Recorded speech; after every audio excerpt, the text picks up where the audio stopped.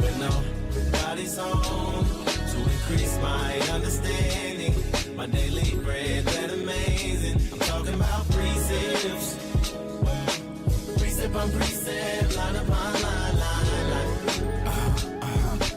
Precept on precept, line upon line. Babe, I can't keep explaining, can't study for you. I can't think of nothing, wasn't nothing gonna change. We are not a hate group. We are not affiliated with any other Israelite group. Israel United in Christ is a non-violent Bible-based movement. We do not advocate or condone any acts of violence against any race, ethnicity, or gender. We advise that if anyone hears or knows of any plots to cause harm to anyone or to break the laws of the land, you must contact the proper authorities to bring awareness to any possible threat, as stated in Leviticus chapter 5, verse 1.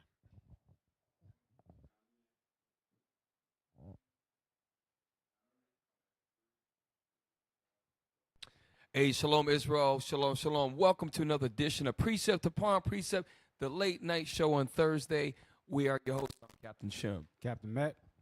Officer Mikael. Officer Micah. Hey, all praise to the Most High like we do every show. First and foremost, please help us on our road to 30,000 subscribers. Also, subscribe to our YouTube, Rumble, Twitter, TikTok, and all the other social media platforms, and let us know what you think and share our videos. Like we always start, well, no, that's not yet.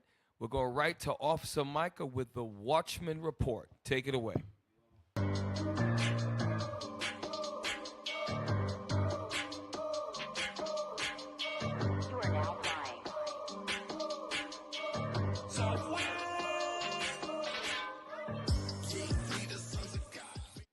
Hey, shalom, Israel, Most High in Christ bless. There's a lot going on, so don't want to hold up the show. Tech team, let's go.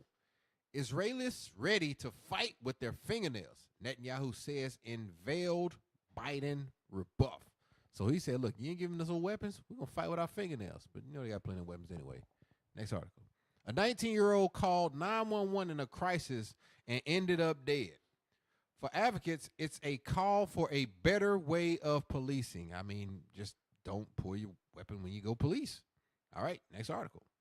World news: in brief, children in eastern DR Congo, Iran death sentence. Support for Haiti. Hey, things in the Congo are getting crazy over there. People are starving, violence, this uproar. The UN's causing all kinds of chaos over there. Next article. Look at this. Scroll up. Democratic Republic of Congo. Look at this. They are living in fear over there, like bombings, genocide. It's all kinds of stuff going wrong over there in the DR. And that's our people. You may not think that's our people. That's our people. They're scattered abroad. James 1:1 said that we were going to be scattered. So we got people scattered over there. Next article. Army eliminates online training requirements for non-commissioned officers, says it's too burdensome. So I guess they aren't going to be smart anymore. They're just going to start just popping people. So this concludes the Watchman Report.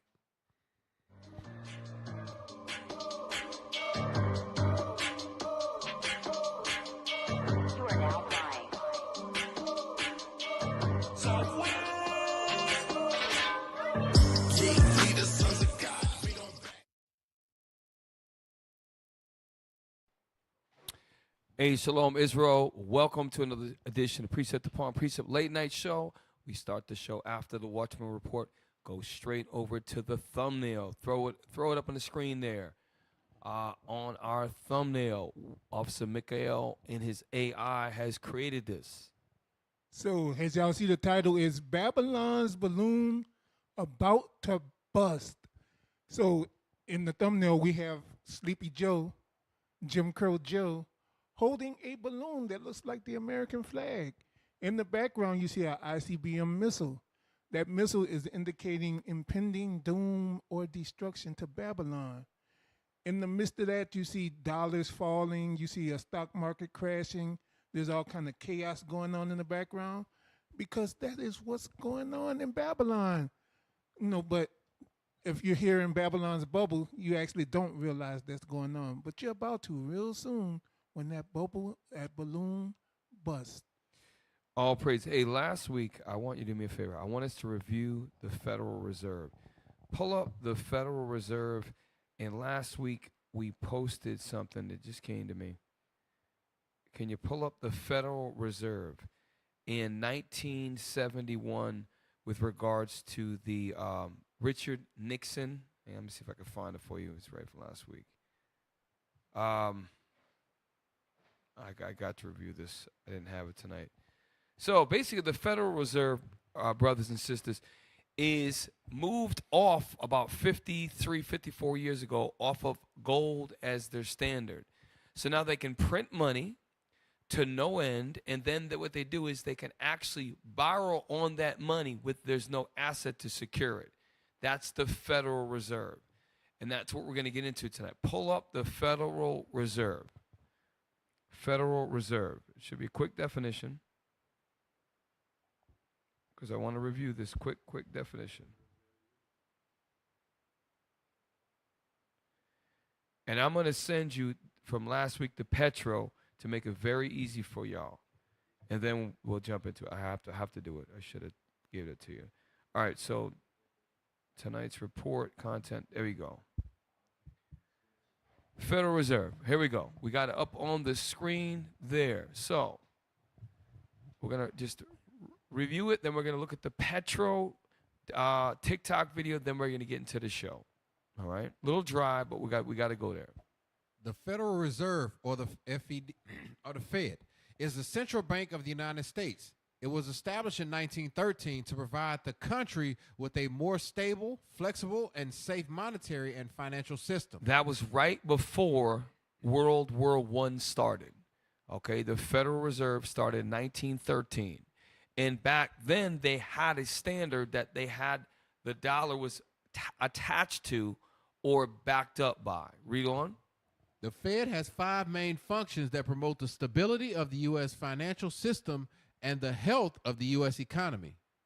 Monetary policy. The Fed systems monetary policy to promote stable prices and maximum employment. So that's number one. Read on. Bank supervisions. The Fed regulates and supervises financial institutions and banks to ensure the safety of the country's financial system. When you go into your bank and you open, a lot of us will probably never have that much money in our account, but the FDIC will ensure your account. It's either up to $250,000 or $100,000. I can't remember which one it is.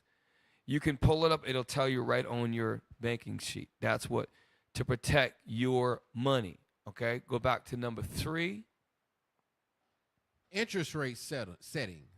The Fed sets interest rates. So currently, the interest rates, and I'm gonna do the mic right. Brothers be telling me I'm over here with this and that. The Federal Reserve sets the national interest rates. A lot of us in this room, I thank the Lord, we got interest rates in the mid-2s or lower to get our houses, which, by the way, you're never going to see that ever again in history. Now it's currently between 5.25 and 5.5, which is still historically very low. So they set the interest rates, and the interest rate is really not so much about cars, it's about the housing market, right? Now, that's all very important when it goes into banks and interest rates. Bullet point 4 and then 5. Money supply management. The Fed manages the money supply. So this is interesting because the federal government or the Federal Reserve manages our money. Interesting. Just remember these bullet points as we go on. Read on. Financial market regulation. The Fed regulates financial markets. And how does it do that? Well, nowadays it just prints money, not attached to anything. Then it goes and starts wars and steals people's countries' resources. So, and that's to put it quite plain. So, get me the TikTok video to review for the folks at home about the Petro. Okay, this is a great TikTok video. I just sent it. It's no editing or nothing like that.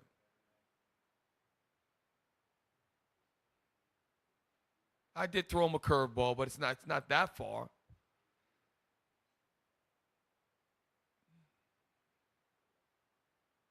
Damn, no dead spit. Come on.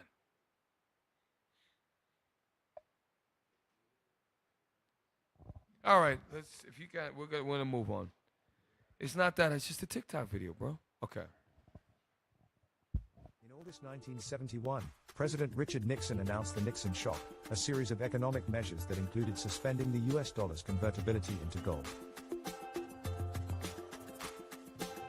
This crucial decision ended the Bretton Woods system, an international monetary framework established in 1944, which pegged global So this is currencies what I to- really wanted right here. Stop right here. So the Bretton Woods, and that was took place in Bretton Woods, New Hampshire, actually aligned, leave it up there, the framework established in 44, which is, by the way, right before World War II ended, 1944, and it pegged the global currency to the U.S. dollar and tied that to an actual precious metal, gold. That is when the U.S., after World War II, it just took off a whole nother global conquering mentality. So that being said, we got 5 bullet points for the Federal Reserve. We saw that it was tied in 44 to gold standard. Nixon in early 70s went away from that, and the Federal Reserve did not have assets attached to it. Now go to number 1, please. Number 1. All right, so this is the dollar's going down. Is it boring? Yes, but you gotta know this stuff. It should be timestamped for you. Hey, it's good for us to know it because a lot of people, you know, all they talk about is money this and money that, and I got to get the most money, and I got to do this, I got to do that. But you fighting for a dying commodity. Literally, the dollar is, you think about a hot air balloon. It gets bigger, get bigger, and all that energy it took to get that big, and all it takes is just one pressure point, and it just all goes away. And we're going to see in our lifetime a major recession or depression on the lines of what happened during the Great Depression. Tonight's show, we only got like 4. We're going to spend a little bit more time on each video. This guy, Morris Investment, I like this guy. The more I watch this guy, he says, look, you got to watch the money. That's how people in wars and people that are trying to destabilize, you have to watch the money. Okay, play. Thank goodness. But let's get back to the big news here. In the next few months, everything changes for the U.S. dollar. That's not me saying this. This is coming from every economist that I trust, and there's only a handful of them that I do. It's coming from the very same people that accurately predicted the tsunami that hit in 2008. Pause real quick. All of us in this room were grown men when that happened. When I'm gonna just share with me, I'm past the shock in my life. I came into truth in 2007. The next year was the Mossad just destroyed me. Well, actually 8, and I came in at 8, but the end of mid-7 is when all started to happen. So I lost my house. I was one of like more than 50% of people on my street. We all lost our houses. A lot of us lost jobs, houses. I had to choose between paying my light bill and getting food. So the lights went off. I had my lights off, and this is when I first came to truth. Mossad jacking me up. And I just remember it was hard. I remember getting gas and having to not knowing if I was going to get gas to get to work. And I was a teacher at that time. I was a school teacher. And I know I was going through it, and a lot of people around me were going through it. I don't know about you, brothers, if you could speak on that, please. I got out. I always said that I got out the military at the wrong time because I got out in 08. In September of 08. And I got out in a job market that they said I was overqualified for, but didn't have enough experience in. So every job that I tried to get, I was overqualified. Couldn't get no job. I could not get a job. When I tell you that was one of the lowest points in my life, man, 2008, 2009, that was some hard stuff right there. Brothers? 2008, I had just decided to go back to school in 2008. And while I was in school, the school actually lost their accreditation and had to close down. So I had to find another school. Damn. Because of the recession. I was in Afghanistan. Right. It was just. You getting combat pay. You was all right. I was in Afghanistan. Getting shot at, but I was in Afghanistan. Hey, I'll tell you, that was serious. 2008, I know a lot of people that lost their houses. Foreclosure rates was ridiculous. So keep that in mind. Those of you that are watching the show, remember your life, your family's life, what you went through. They're predicting something significantly worse than that on the lines of the Great Depression, which was in the early 20s or so. It's coming, and you better be ready. Bishop Nathaniel, the bishops at IUIC, and the deacons have been talking about prepare for the famine. And the famine is not just with food. There's going to be a lack of resources. There's going to be a lack of employment. There's going to be a lack of many things. And ultimately is going to lead to the lack of food. But all it's going to go in stages. And we're very, very close. So this should be, just pay attention to tonight's class. Play. Congressman Ron Paul, who ran for president of the United States, no one would listen to him. Ron Paul warned us all that the 2008 collapse was coming. He warned us in 2003. They called him nuts. He was right, of course. But back in 2008, he also gave us another huge warning that no one paid attention to, and it's now coming true. This is Ron Paul in 2008. Watch. And to me, so this guy Ron Paul, he was very famous during this time. I remember seeing him on TV all the time. In 2003, he predicted like the Morris Investment mentioned that, hey, there's going to be a major recession in 2008. And this is him, I believe, they're saying, that later on, something's going to happen worse than 2008. This is him saying it. You can tell the quality of film is, 15, 16 years ago, and obviously you can just see it's dated, but play on.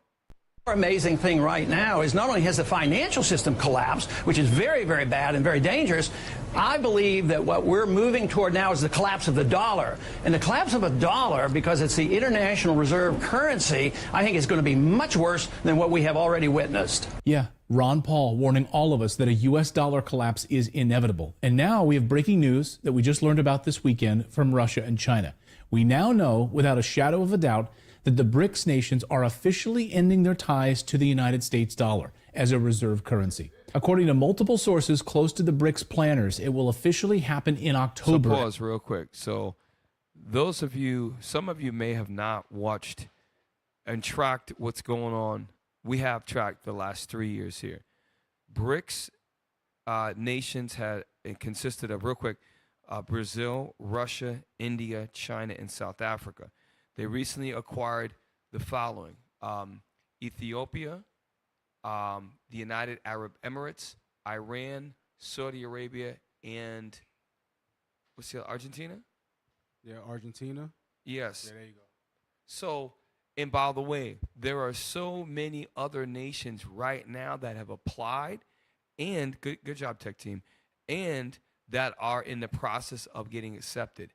And last week we showed you a map of how China, since the year 2000 to 2022, the whole map, China controls the majority of the world's trade with most countries.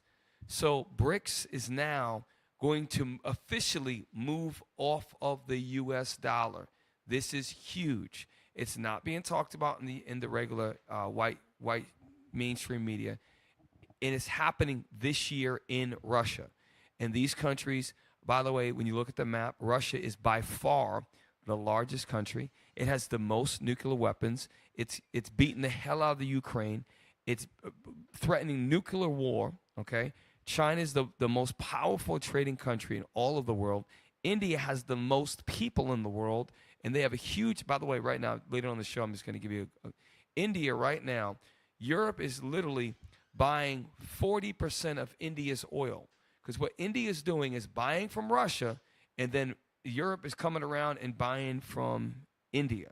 And we're going to see that tonight. And then you got Iran and Saudi Arabia. Saudi Arabia is the number one producer of oil in the world. Go ahead, Officer Michael. Yeah, I was just thinking the U.S. has military installations in China.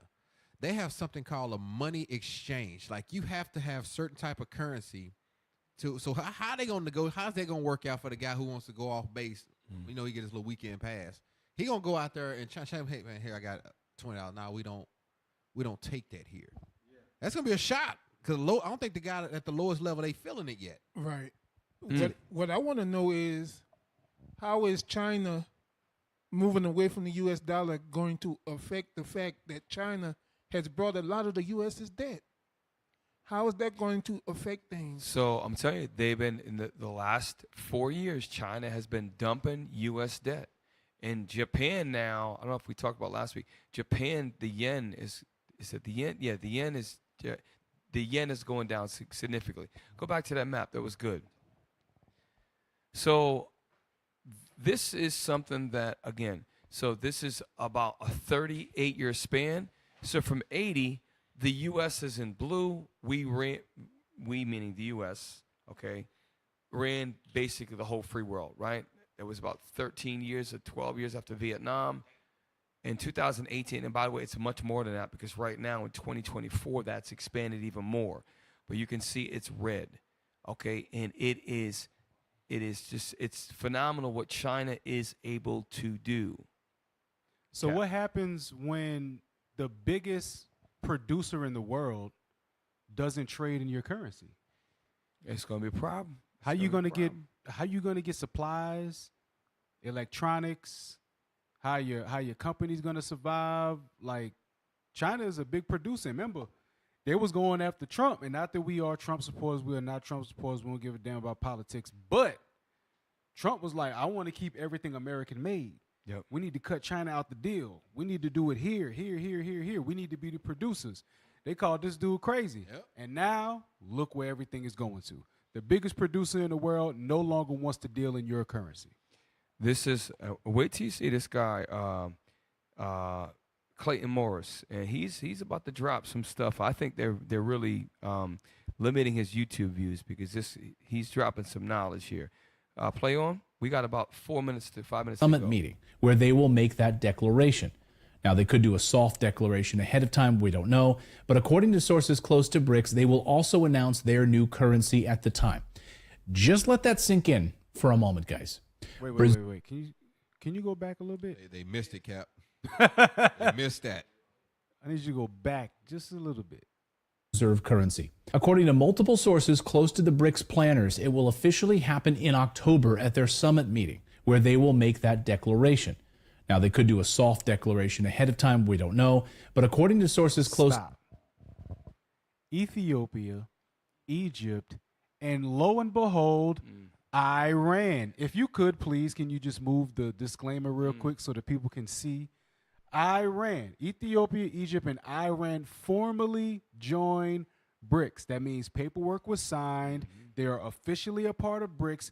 And didn't Iran back every militia that was going against Israel? Facts. Yep. And now those same people are joining up with Russia and China, who are in fact going against the United States. Boy, things is heating up. Hey, and there are many other countries that are waiting to join that bandwagon, and they're getting on that wagon. They're going to roll over the U.S. dollars. So we, as Israelites, we have to watch and pray and understand that we're going to need each other in the last days. We're going to need each other. That's why, brothers, buying these brand new cars, buying these big houses that you don't need is stupid. Get a house that you can afford and get it paid off. Get cars that you can work on that hold their value. Okay, work with each other. Get land, grow your food, do the best shit. Now it's hard. We got crazy schedules, but there's going to come a time when the dollar gets weak, everything's going to become more expensive. In 2008, I remember it was like $5 a gallon. At that time, it was crazy. But it could get to the point, imagine tomorrow, which hypothetically it's not going to happen, but imagine a day when gas doubles and it's $8.50 a gallon. When that doubles would be about $6.50. Imagine a day when gas is doubled to $6.50, $7. If gas doubles, consequently everything else, food, remember the trucks, the fuel goes up, so now it's more. And when the prices of gas goes up, food goes up, everything goes up, and then it just becomes hard to live a daily life. With us, Zephaniah 2 and 1, we're going to gather together and we're going to be able to endure. And it's going to be, I'm telling you, we better start practicing what we'll be hearing our leadership talk about. All right? Play on. They will also announce their new currency at the time. Just let that sink in for a moment, guys. Brazil, Russia, China, India, South Africa, and dozens of other countries which are now joining BRICS will officially end settling transactions in U.S. dollars and instead use a new commodities-backed currency. And according to the news this weekend, BRICS will, quote, sway other countries to ditch the U.S. dollar by uplifting local currencies for trade, as well as developing a new currency system that would rival the U.S. dollar. Experts, of course, say that the U.S. dollar is less attractive now that the U.S. is facing rising inflation, has unrelenting debt on its hands. Russia says the U.S. is unloading its inflation on other countries, holding their dollars. Just look at Japan, which is collapsing. Вот-вот обрушится доллар. Если доллар обрушится, что произойдет? У них же на бумажке вся экономика. Надо, напечатали доллары. Говорят, если много денег, инфляция. Плевать, инфляция на нас ложится. Сейчас ни доллары, ни евро никому не нужны. И это уже не только в Беларуси и России. Это во многих странах.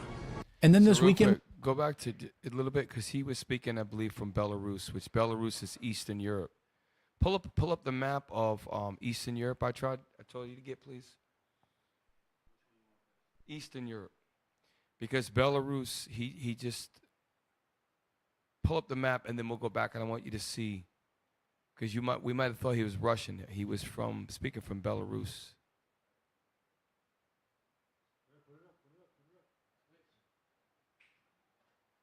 Okay, so literally Belarus is right in Eastern Europe, north of Ukraine, directly on the border of Western Russia. So just so we can take a look at that map, let's go back to the video showing you that this is not just a Russian thing. The 10 horns are literally becoming unraveled, and we're going to show you even more of that tonight. Play.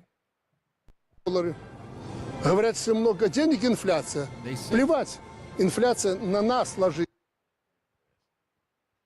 Can you scroll back so I can read it? Japan, which is collapsing. Вот-вот The dollar is about to collapse. обрушится доллар. Если доллар If the dollar crashes, what will happen? обрушится, что произойдет? У них They have the whole economy on a piece of paper. Pause. So that's going back to the title of the show. Babylon's balloon is about to bust, because they have all of their economy on a piece of paper.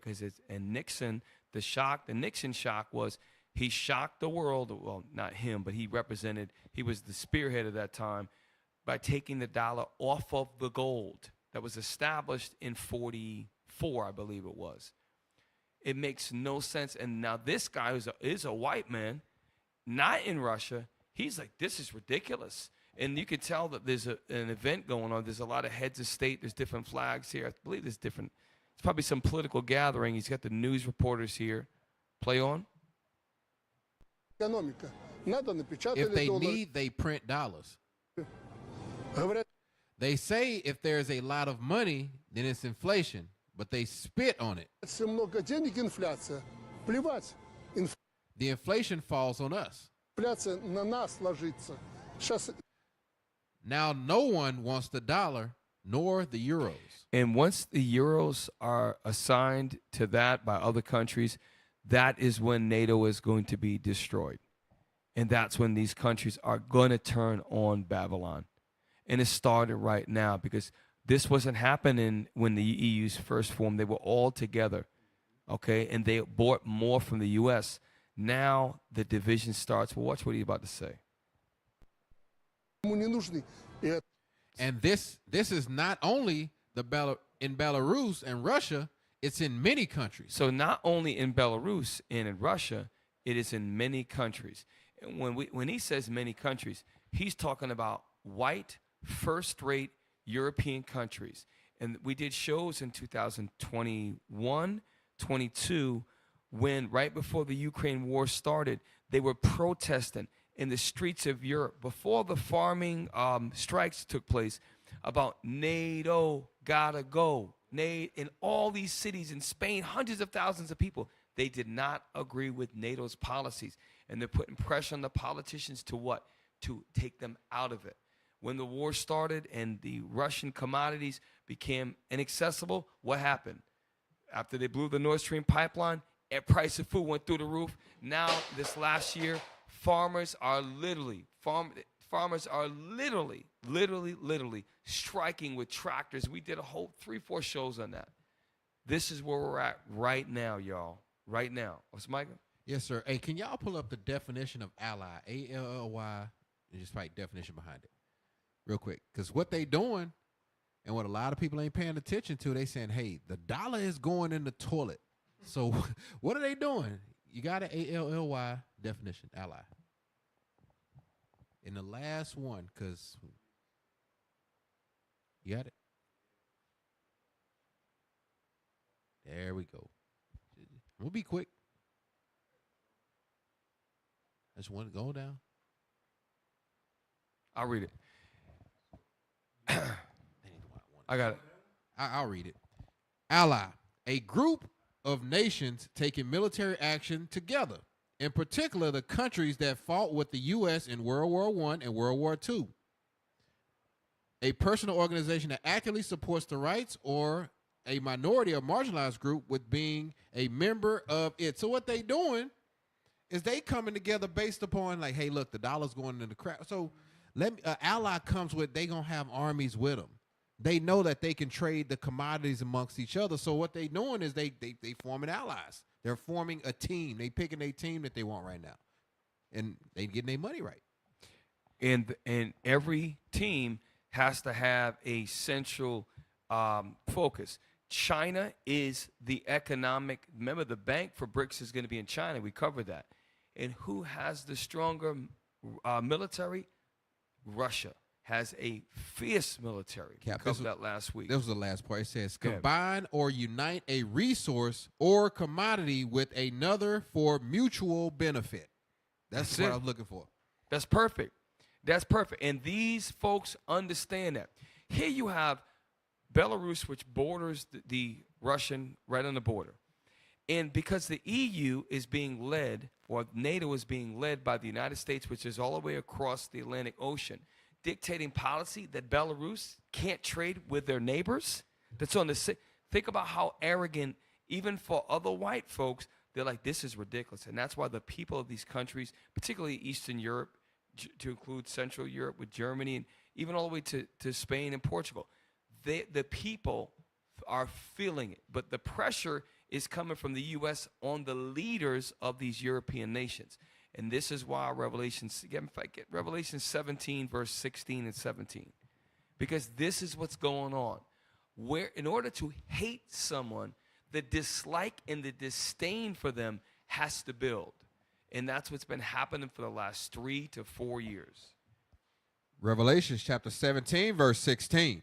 And the 10 horns which thou sawest upon the beast, these shall hate the whore. Because the 10 horns, when he saw us upon the beast, why? They were attached. They were connected to the beast. How were they connected? By the policies of NATO and the EU. Why? They're white nations from the same Esau, the flock of Esau, okay, the nation of Esau, whatever you want to call them, Edomites, white folks. Read on. And shall make her desolate and naked, and shall eat her flesh and burn her with fire. For God had put in their hearts to fulfill his will. That's the point. The Most High is doing all this. Just like in Romans, 9, when he said he hardened Pharaoh's heart. Get me Romans 9 and 7. The same way that he hardened Pharaoh's heart.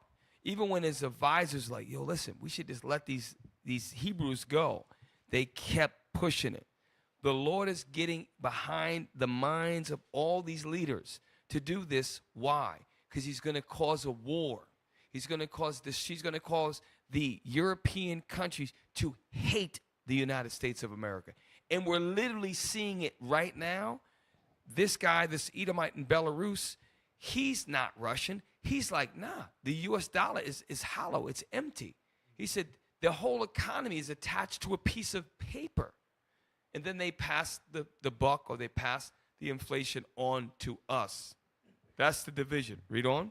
Romans chapter 9, verse 17. For the scripture said unto Pharaoh. Thank you, 17. Even for this same purpose have I raised thee up, that I may show my power in thee. That's what God's going to do. God is going to harden the heart of Joe Biden, harden the heart of Donald Trump if he gets in office, harden the heart of Netanyahu and all of the Israeli ministers and cabinet members to do what? Keep creating issues with these Arab folks. Keep creating issues with the European Union, with NATO, and they are going to implode. They are going to rise up, and there's going to be a war, and the Most High is going to be behind every step of the way. That's why when you see these things, we're not worried. We're not afraid. What we are is we're conscious of what's going on. We're aware. We have to watch different news outlets. We cannot depend on our enemies to tell us the truth. Okay? Read on. Read on. And that my name might be declared throughout all the earth. Because that's what's going to happen. We're going to say hallelujah, hallelujah, when we see those missiles drop down. And we are protected like the three holy children on that fire. Go back to Morris. We're going to move on in a minute. Не только в Беларуси и России. And this is not only in Belarus and Russia, it's in many countries. Это во многих странах. And then this weekend, we have yet another country announcing it wants away from the U.S. dollar. The Maldives wants to settle transactions in Brics currency. So just since 2007, federal debt held by the public has surged from $4.6 trillion to an astonishing $27 trillion. Overall government debt is now surpassed $34 trillion. Just look at this chart that Game of Trades put together to paint a picture. In over 200 years of history, we saw this and then boom. Guys, there are so many bad signs right now for Biden's sheep that I can't even fit them all into this video. But here are two more little data points for you. China and other BRICS nations saw this coming years ago, so they started dumping U.S. treasuries, unlike Japan. U.S. allies, though, like Japan, didn't do that. And now they're facing disaster because it's basically gotten too close to the U.S. dollar. It touched the sun and it got burned. Now Japan's economy is collapsing. They have no young people. No one is having babies in Japan. The same thing is happening in the United States thanks to Biden's inflation and money printing. America's fertility rate plummeted to its lowest level in a century just this past year. That means the government and the Fed have to keep printing money to counter that demographic cliff that's coming. It's about to get a whole lot worse. But back to Japan for a moment. Japan is the largest holder of U.S. debt. They were thinking of selling, but then the U.S. panicked, and Jerome Powell of the U.S. Fed held a secret meeting with Japan's central... So this is Jerome Powell. You're going to see this guy all over the news in the next coming weeks and months to come. This guy basically bailed out the yen in Japan. But the next biggest debt holder is, I believe, is China. And China is dumping U.S. debt, getting rid of U.S. treasuries, and buying gold like you would not believe, along with Russia. Just like BRICS, all the BRICS nations are buying precious metals. Why? Because no one's talking about it. We just heard in October of 2024, they're having a summit where they're going to officially unroll a currency backed by precious metals through the BRICS nations, which Captain Matthew pointed out, it includes Iran. Iran, here's the thing, Iran literally has the Houthis, and they have unofficially backed other militias that are fighting against Israel. So now you're going to have them, they're actually involved and going to be attached with the currency in trade. All of these things are happening, and they're happening this year. And when it drops, when that doggone balloon pops, you are going to be affected at home. He is going to be affected here. How is it going to touch us? The price of gas is going to go through the roof. Now, medicine's going to go up. Food is going to go up. The cost of everything you need is going to go up. The HVAC business, all of the businesses, the mechanics, your fertilizers for crops, it's going to get to the point where hard decisions are going to be made, and they're going to be hard to make those difficult decisions. Give me 2nd Esdras, chapter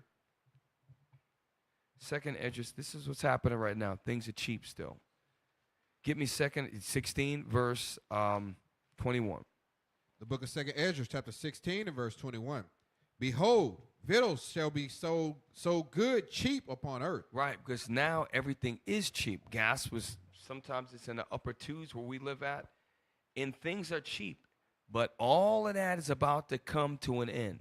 And when we saw a little taste of that in 2008, and they're predicting, these economic experts, that the global de-dollarization and the U.S. losing the status as the international reserve currency, that was predicted. If that goes away, we are in for some serious problems.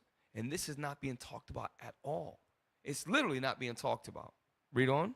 That they shall think themselves to be in good case. Everything's I read, we good. We ain't got no problems. I go to Walmart, I get groceries, I'm good. I got food stamps, I'm good. I got this, I'm good. Gas is $2.99. Read on. And even then shall evils grow upon earth. How are evils growing on the earth? Well, you've got a genocidal, psycho government that believes that they went and stole the land of Palestine, which was full of Arabs, which was originally our land, the 12 tribes of Israel. They're ethnically cleansing. Openly, they've killed 33,000 Arabs. We'll call them Palestinians. And they're going to kill even more. And they have an international court that's trying to, they can't do nothing. That's evil. There's no justice. Do you look what's going on in Ukraine? Okay, they're fighting a war. The U.S. is leading that war under the NATO's disguise. 600 some odd thousand Ukrainian troops have died, right? Some of them could be our people over there. We don't know. All that's happening in the name of what? In the name of war, in the name of power. Evil is going on in the earth, and we're seeing it right now. But this is when we think everything's all right. It's not. Read on. Sword, famine, and great confusion. For many of them. Sword, famine, and great confusion. You got places right now in Uganda where the U.S. government is trying to infiltrate to push the LGBTQ agenda in an African country when all of the leaders are like, we don't want that there. They made laws. This is our country. If you want to do it over there, that's evil. Evil. That's confusion. These things are happening where your child can literally, once they reach a certain age, can decide they're a certain gender. And if you as a parent try to fight that, there are laws that protect them over you and your child. These are the days we're living in right now. This is confusion. Where a drag queen can read a story about other drag queens in a classroom at elementary school, but a father can't go in and request that you do not read the book, Jimmy Got Two Dads. Don't read that to my son. Matter of fact, when you read that, take my son out. He can't even speak on that. And us as the Israelites, we can't go in and teach the Bible. This is the land of confusion, the time of great evil and great confusion. All that's going to change. Read on. For many of them that dwell upon the earth shall perish of famine. That's what's going to happen. A lot of us are going to die. And hopefully not, well, a lot of our people that in other countries that live a much rougher life, a lot of our people are going to die. They're going to die of famine. Read on.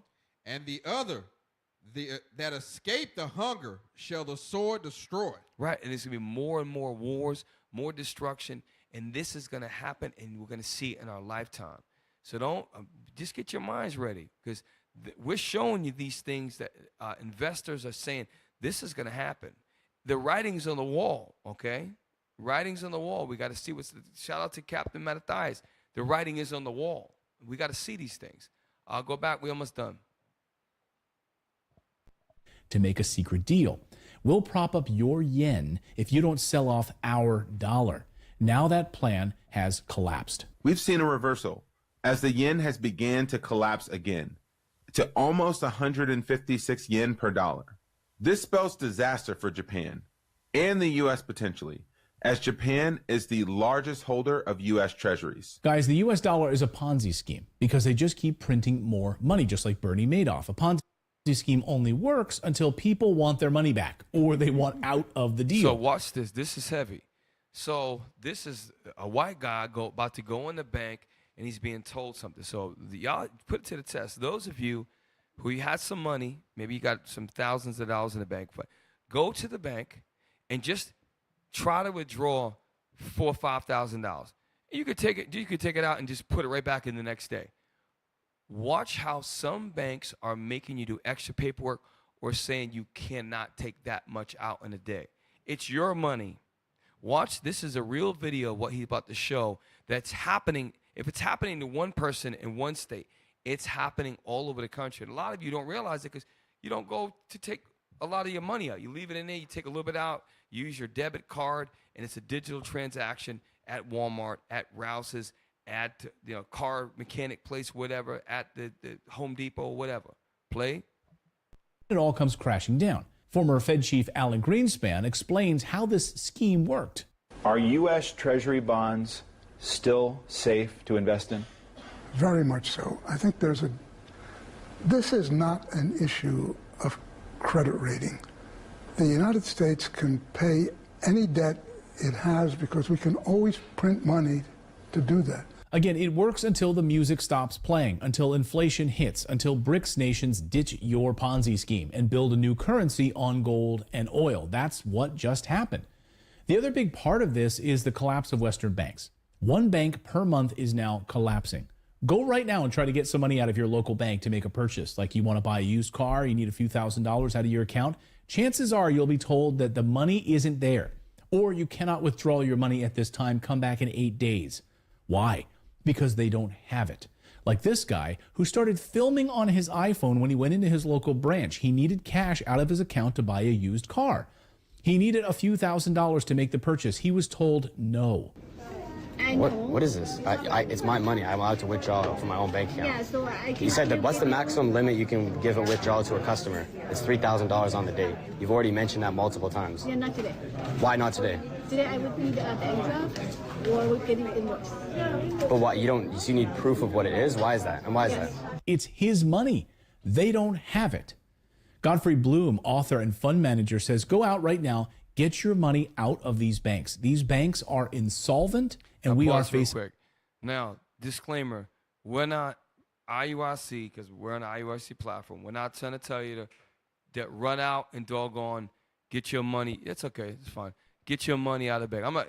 That's your decision. You deal with your financial advisor and your tax. That's up to you. But we're just bringing you the news that this is really happening. And most of us, we poor folks, we live within a month out of our money. So you're not going to take out, and even if you do get a loan, you're not actually getting the cash from the bank. Go ahead and test it. Go try. Take some money out. Try to take the maximum daily out. Just go ahead, take it out, and put it back later on that afternoon. See if you get something. These things that happen behind the scenes, and a lot of our people are completely asleep. Play on. Dark age in the West. Guys, I've been warning you about this for 2 years on our show. Ron Paul's been warning us since 2008. So there's no excuse not to be ready for this. The Biden sheep are in trouble. So that's the news update part of the video. Now pay attention because I'm going to show you something that you probably... So that's pretty much it on with Morris Investment. And yes, you must say, well, that guy's, he's a right-wing conservative. Well, I don't really care. He's bringing facts. He's pulling out graphs and data, and he's showing us examples of what's going to happen. So look, with that, brothers and sisters, stay with us. We're going to get ready to transition to the midsection where we have Officer Mikhail, the Bible verses, the break, and then Captain Matthew with the kingdom music. So stick around, y'all. Shalom. Yeah, that purple be a problem, they don't like that. We don't turn the other cheek, yeah, we fight back. We keep the law, we teach the law, they don't like that. We waking up the 12 tribes, they don't like that. Yeah, that purple be a problem, they don't like that. We don't turn the other cheek, yeah, we fight back. We keep the law, we teach the law.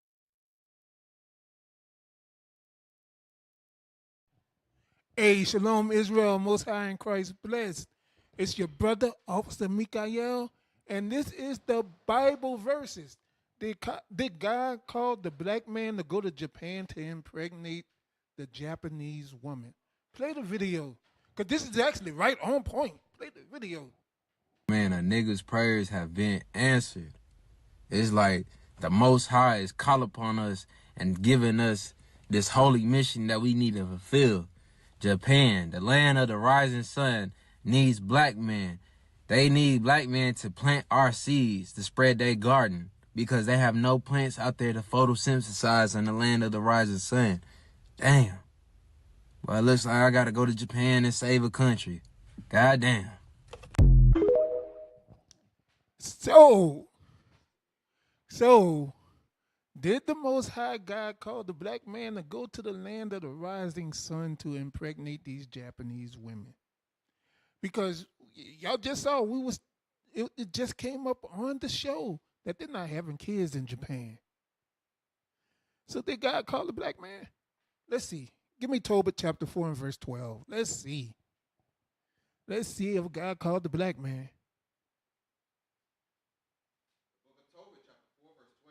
Bring it out. Beware of all whoredom, my son, and chiefly take a wife of the seed of thy fathers, and take not a strange woman to wife, which is Do what? And take not a strange woman to wife. Take not a strange woman to wife. Ammon is a strange seed. Ammon is some incest babies, if y'all don't know. That's a strange seed. Read. Which is not of thy father's tribe, for we are the children of the prophets, Noah, Abraham, Isaac, and Jacob. Remember, my son, that our fathers from the beginning, even they that all married wives of their own kindred. They did what? Married wives of their own kindred. So, maybe you're thinking that's just one scripture in the Bible. Let's go to Deuteronomy chapter 7, and let's see if it says it somewhere else. Because, apparently, according to this Negro, the Most High is calling black men to go to Japan. Let's see what the Bible says. Deuteronomy chapter 7, verse 3. Neither shalt thou make marriages with him. Thy daughter thou shalt not give unto his sons, nor his daughter shalt thou take unto thy son. For they will turn away thy son from following me, that they may serve other gods. So will the anger of the Lord be kindled against you. And so the Most High God is telling us not to have interracial marriage. The Israelites are a set-apart nation. Yes, he's saying not to deal with these people because they are idol worshipers. They have idol gods and don't follow their customs. Yes, it's saying that. But it's saying not to marry a nation outside of the nation of Israel because they are idolaters and they have idol gods, and they'll turn you away from following the Most High God. And look, this has been the Bible verses. Did God call the black man to Japan? Y'all stay tuned. Yeah, that purple be a problem, they don't like that. We don't turn the other cheek, yeah, we fight back. We keep the law, we teach the law, they don't like that.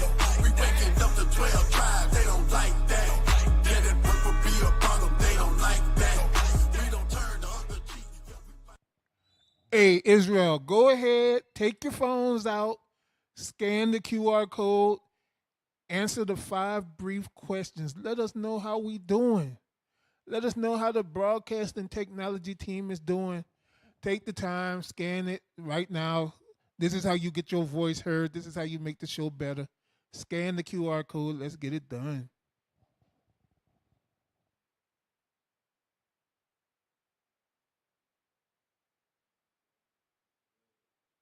Hey, Shalom Israel, Most High in Christ bless. My name is Captain Shem, IUIC New Orleans. Help us to grow. YouTube page, subscribe, like, share, hit the bell notification. And now it's even easier, y'all. Hey, and also part of New Orleans Camp, we got the community cleanups. Cleaning up our neighborhood one at a time.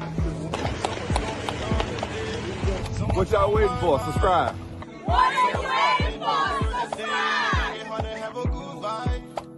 There's so much wrong going on in the world, but somehow we keep it all smile. Subscribe and follow us on all social media accounts. We got TikTok, we got Twitter, we got Rumble, and YouTube. Make sure y'all follow IUIC New Orleans. Shalom.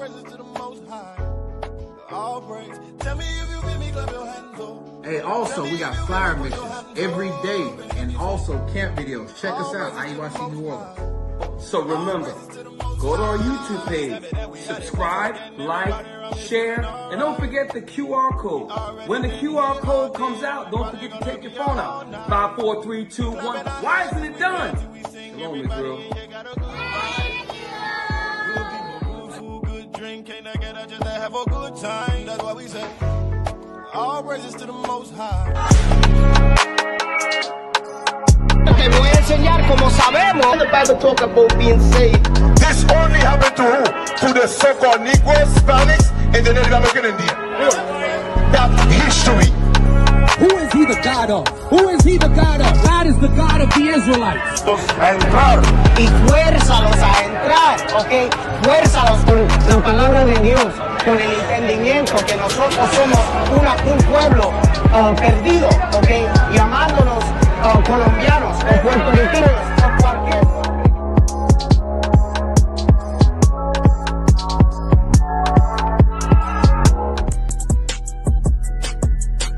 The Hebrews Journal presents Well Traveled, the London edition, as the prophets travel the earth to spread the truth and awaken the nation.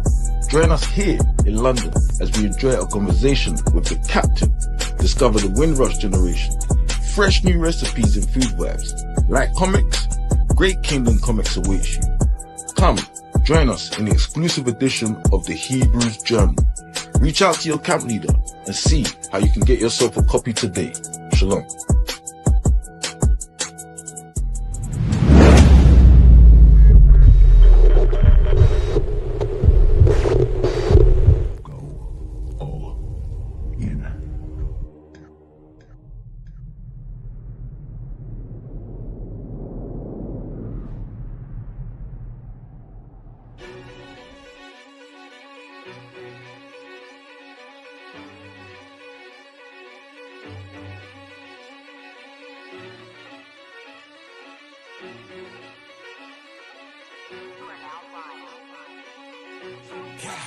You can tell by my gait that I'm all in. You can tell by my faith that I'm all in.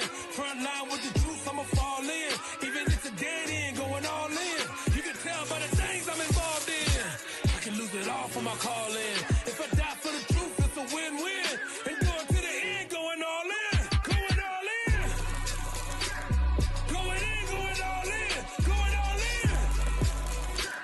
I'm going in, going all in.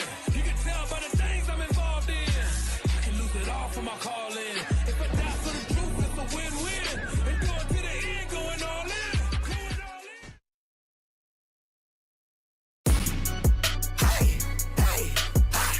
Ladies and gentlemen, that's the King. Let's go.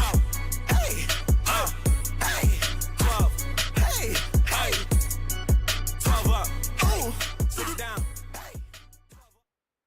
Hey, Shalom Israel, Most High Christ, blessed Captain Matt here with another edition of Kingdom Music. All right, so we got a good one. It's a little controversial because the subject matter is a little direct. All right, it's coming from Zamar, and let's just see. Play it.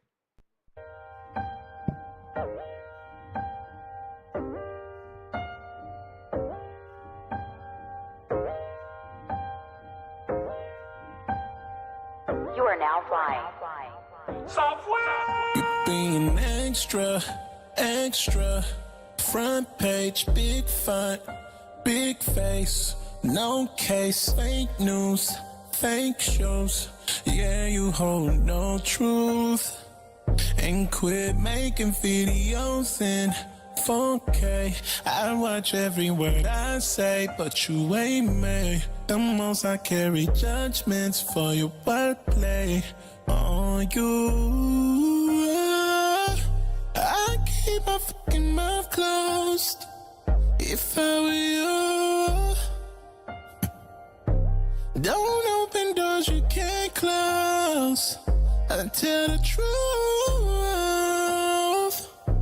I'd shut my mouth if I were you, were you, were you, were you. And maybe I wouldn't lie to you, to you. I keep my fucking mouth closed if I were you. Shut your mouth, shut your mouth, shut your mouth. Shut your mouth, shut your mouth. Proverbs 30:32. Out here looking like a fool, empty trying to get full instead of eating that spirit food. Cover your mouth. If you can't calm it down, there's strength in silence, yeah. So keep it quiet, yeah. If there's nothing nice, then we might stay divided, yeah. There's strength in silence, yeah. So keep it quiet, yeah. If there's nothing nice, make it right for the highest, yeah. Sit down, shut up, listen up. Don't need to get the last word. Hush up and be raised. Unlit women teach me to be independent. It ain't needed to do. Don't be talking about your sister, talking about your brother, talking about your kids, talking about your father, talking about your mother. Supposed to be forgetting about the past, getting yourself right. That's a start. Listen to the whole sentence before you try to finish mine. Listen to the whole sentence before you try to finish mine. You gotta earn my attention. Put your feelings aside. Put your feelings aside. Put your feelings aside. I'm talking to the women, always thinking you're right. Put your hands over your mouth. Put your mind over your heart. Silence to you add violence. You know what you're doing from the start. And I understand it's a work in progress. TV, fake reality, kind of sneaking. There's a reason to be gossiping about your neighbor. Ooh, then again, you can do favor. Ooh, love again.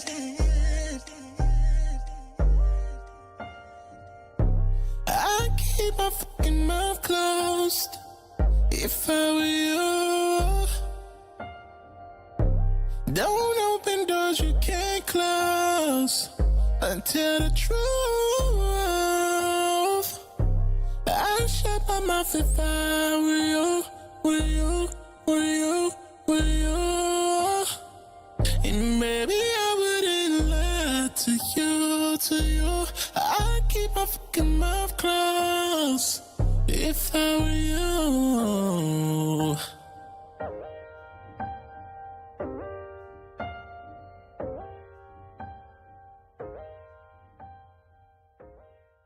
So, the soundtrack to the Curse of Miriam has a bit of a message in it. Shut your mouth. Hey, all praise to the Most High, man. We got a soundtrack to a movie. We got a movie. We got two movies. Joseph's Dreams. Now we got Curse of Miriam. So, all praise to the Most High. Good music coming out of Original Royalty. Stay tuned because we're coming with a lot more. Now let's get back to the show. Shalom. Ladies and gentlemen, that's the King. Let's go.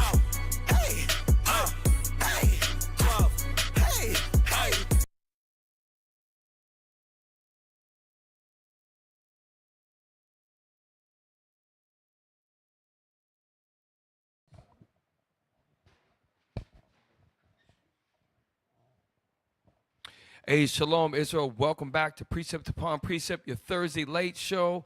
Put the icon, the thumbnail back up real quick. Tonight's show is Babylon's balloon is about to bust. You see Smoking Joe. You see the big, giant American flag balloon. It looks like a fiery missile or like a big pin with fire is about to pop the balloon. So a lot is going on in that picture. And we're living these times right here. So pull up video number 2. This is Lena Petrova. She's a Eastern European economist, CPA, and she is got some good information for us tonight. Time start at 1:28, please. Even mentions the U.S.-Russia uranium deal that you likely didn't even know about. Last year, for example, while pushing all sorts of sanctions, in fact over 16,000 sanctions in total, as I mentioned previously, the United States paid $1 billion to import uranium from Russia. So real quick, so what she and I didn't want to watch the whole video. What she's saying is, and we covered it 2 weeks ago, the U.S. has put over 16,000 sanctions on Russia. the hypocrisy she's about to point out is that although they sanctioned Russia 16,000 times, the U.S. still buys uranium in $1 billion they're buying from Russia. So you got to see that it's all hypocrisy. And what's going to happen is a guy from, I think, Poland's going to come on and point the hypocrisy out. So she starts first with pointing out the sanctions and about how Russia is still able to sell uranium to the U.S. Play on.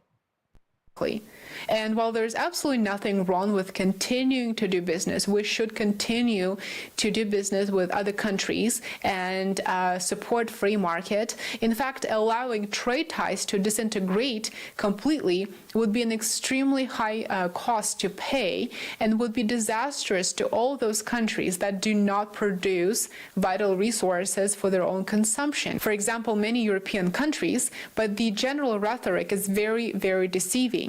And the public doesn't really know what's going on behind the scenes.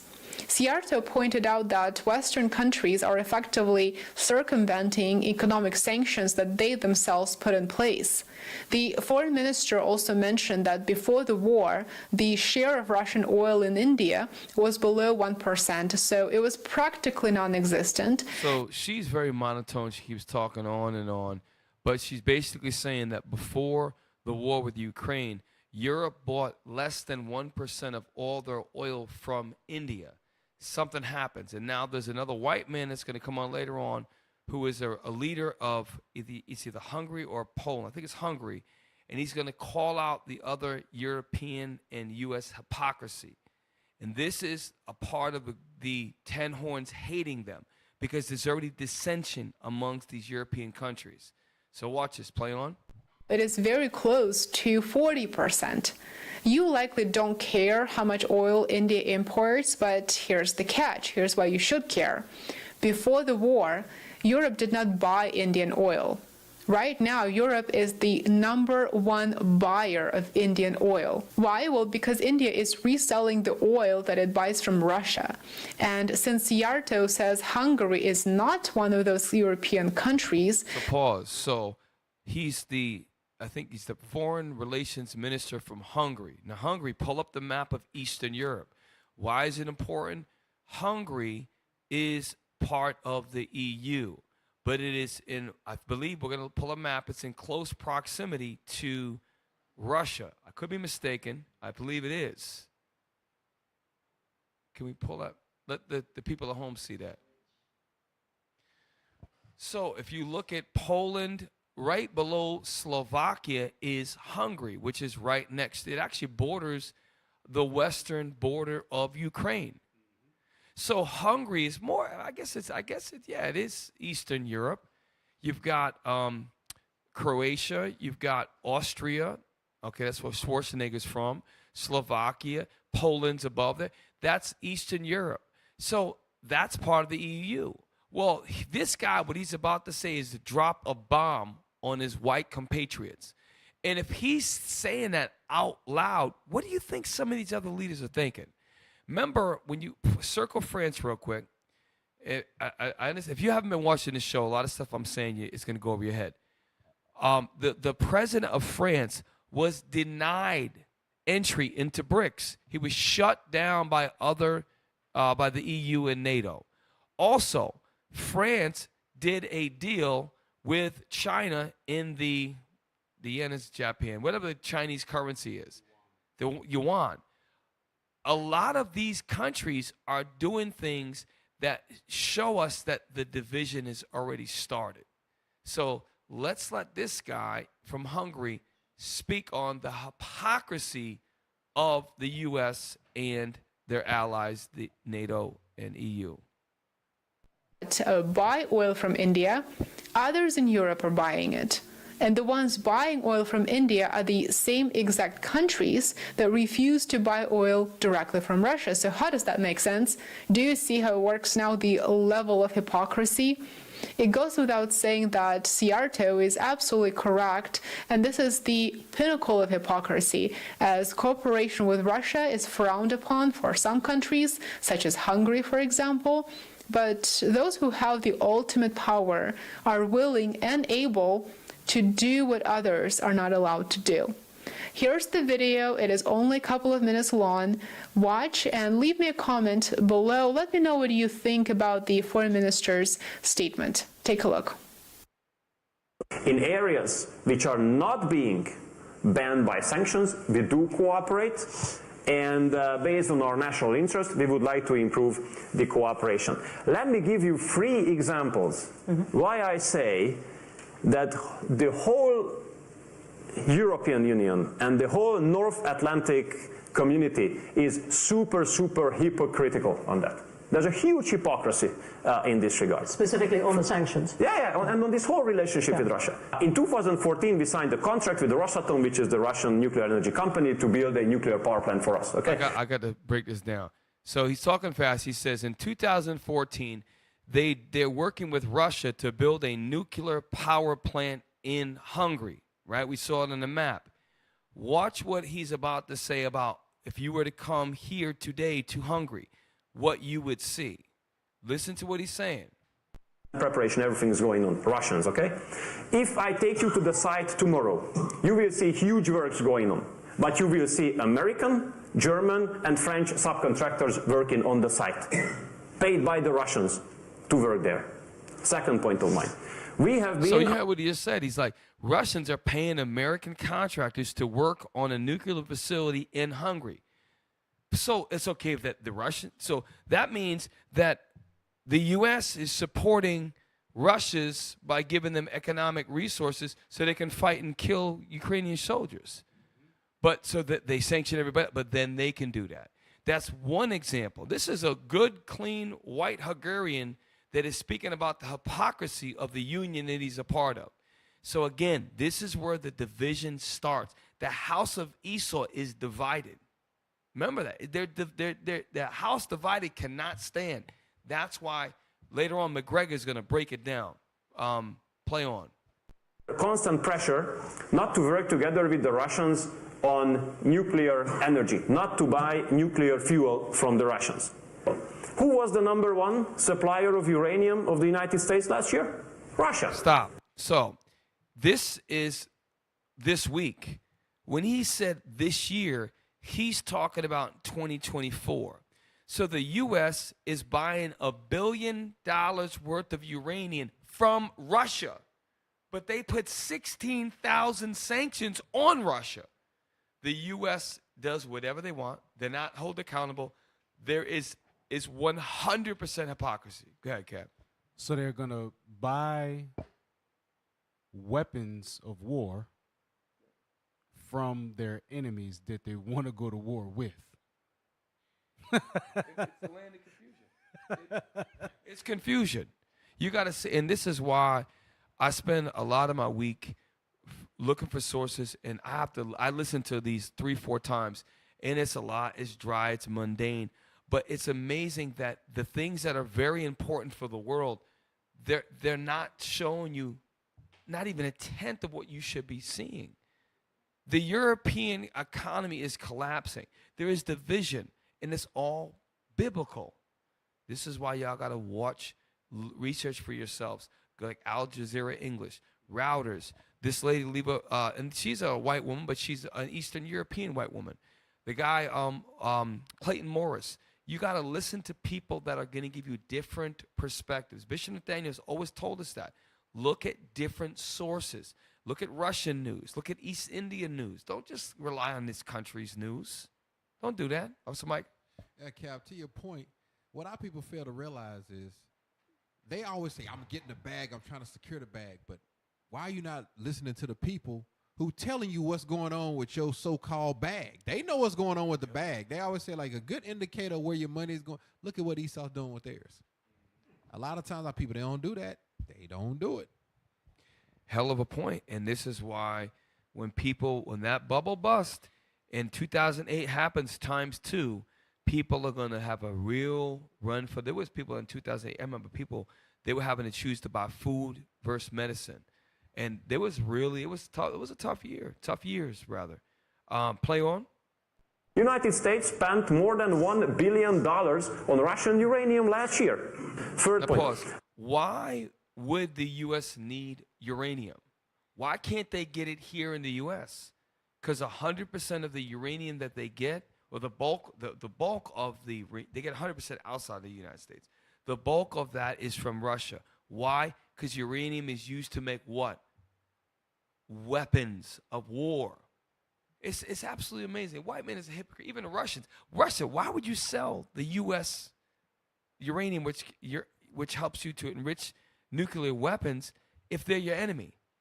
It's the Most High doing all this. He's creating all this, letting them do all this foolishness, creating the hypocrisy, creating the hardness of their hearts. Play on. We got to play on. I'm sorry. Third point I want to make. Oil. The Western Europeans are so proud of themselves. We got rid of Russian oil. Share of Russian oil to India was below 1% before the war. Now it's very close to 40%. Before the war, Europe was not buying Indian oil. Now Europe is the #1 customer of Indian oil. Indian oil, okay? So, and since we are not buying it, I guess there are others in Europe who are buying it, and those must be those who say that they are not buying oil from Russia. So when it comes to cooperation with Russia, I understand it's very easy to say that, Szijjártó is friend of Lavrov, Orban is meeting with Putin, you Hungarians, you are, traitors, you are the propagandists of Kremlin. Very easy to say. But when you look behind the scenes, you see that those who are accusing us, they are making much bigger business and much bigger deals with the Russians than we do. So that's crazy because they blow up the Nord Stream pipeline. They say we're not going to buy Russian oil. Russia, in turn, sells the oil to India. India, obviously, is going to sell it at an upcharge to the same people that they're not going to buy straight from Russia. So now Russia's still getting paid off of you buying Russian oil. You're just buying it from somebody different. And to your point, guess what? India is the I in Brics. And then when their currency goes in October, which we just was listening to in the first video, now they're going to have a currency that's off of the U.S. dollar as the global reserve currency. And now you have India, which is one of the 5 largest economies on the earth, largest population, and they're aligned directly with Russia. Now, guess what they can do? They can force Europe to buy in BRICS currency or to buy in Indian currency if you're going to do business with them. And this is why that balloon about to burst. The U.S. dollar is losing its power. October is going to be a tell-all when that BRICS currency comes out, because the petro, we talked about that petrodollar. Yep. If they force them to have to buy in that BRICS currency, that petrodollar is going to cause the collapse of the rest of the United States dollar. And right now, the United States is #1 in GDP, $28 billion, but they're already $34 trillion in debt. So they're already in the red, which means it's only going to get worse. Did you see how smooth Russia did that? They was like, look, okay, you don't get buy my oil. Hey, I'm gonna give it to my partner over here. He'll slap a high top stick on it and sell it. They allies, so he gonna bring back like, hey man, look, they didn't want to buy it from me. Right. They gonna buy it from you. Hey, pull up a world map, and I'm glad you said allies. They're also close allies in proximity of their geography, because Europe. Can we pull it up? So yeah, so China and India share a substantial border, and you just got to go up through China, and you can get directly, if you go the little slot, you can go into India through China right to Russia. And so when you really think about what's going on, they have been planning this for years. Okay, they've been planning this for years. So and by the way, also Saudi Arabia is the #1 producing oil nation, and they are now in BRICS. So if the petrodollar was in U.S. dollars in 1972, Saudi Arabia just this last year joined BRICS. BRICS is about to get a new currency in Russia. They're all going to meet in Russia. So we wonder why, Israel's able to do all this stuff and kill all these Arabs. But guess what? Behind the scenes, they planning something big. Because I was wondering, why did All these Arab guys don't get together right now. The Lord is holding them back, and he's setting the stage for everything that we see in 2nd Ezra. They're going to remember the nature. All these things are going to come to pass. The 10 horns are going to hate the whore. All of this is, we're seeing it step by step. That division that the Hungarian prime minister talked about, he said, this is a hypocrisy. It's ridiculous. If he sees that, these other leaders see that. And if they see that, guess what? The people see the hypocrisy. That's why one of the biggest revolutions on the planet was the French Revolution. They stormed the Bastille and overthrew the French government. That's what they were doing 3 years ago before the Ukrainian war. They were on the verge of uprising against these governments in Europe. That's what the farmers were doing. They were in Madrid. They were in Ireland with hundreds and hundreds. We did many shows on it. Tractors driving to the Capitol, dumping hose full of feces, dropping truckloads of cargo, crops on the street, burning tires all throughout Europe, and nobody was reporting it over here. It got 10 seconds of coverage. This was happening for weeks and weeks and weeks. Why? Because of all of the regulations that the U.S. is leading is putting on the European countries. So be very mindful. Let's move on to the next video. We're almost done. Number 3. So the next video is this Morris investment again? It's like 3.5, 4 minutes. This is important. He talks about 3 points. One is small businesses can't borrow, consumer bank accounts, and uranium. It comes up again. Business credit. Take a look at this chart, guys, this new chart. This is an SOS situation here. Small businesses can't borrow to improve their companies right now. These small banks are going under. A number of small banks are collapsing and being gobbled up by the bigger guys. We now know that one large bank per month is collapsing in the United States. So these small local banks that lend out money, they are now insolvent. They've lent out money on these commercial real estate loans, and those things are going belly up. So they can't lend money out to small businesses right now. So what does that mean? Well, get ready for a lot of small businesses to lay off employees, unfortunately. This will be devastating to local communities. So keep an eye on that like local pizza shop that you love going to, and watch as it starts to close down. The next big data point that I want to show you this morning is what American savings accounts look like. This is second only to the Great Depression. So let's look at this graph. And this is where, when you look at data, numbers don't lie, right? Follow the money. So right here, can we get rid of the disclaimer? If we can try to take up the screen. Y'all look at this graph, right? So when you look at from 1929 to 2019, where is it? It shows you the dip. Look at the dip over to the left of the screen, right?